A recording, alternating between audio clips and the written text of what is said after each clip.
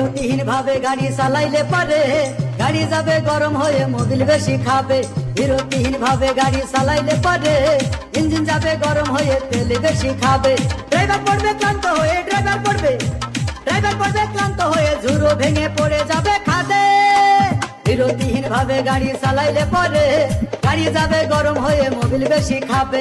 বিরতিহীন ভাবে গাড়ি চালাইলে পরে ইঞ্জিন যাবে গরম হয়ে তেল বেশি খাবে। দিনেশ মিক্সিং কিছু না পূর্বপাড়া।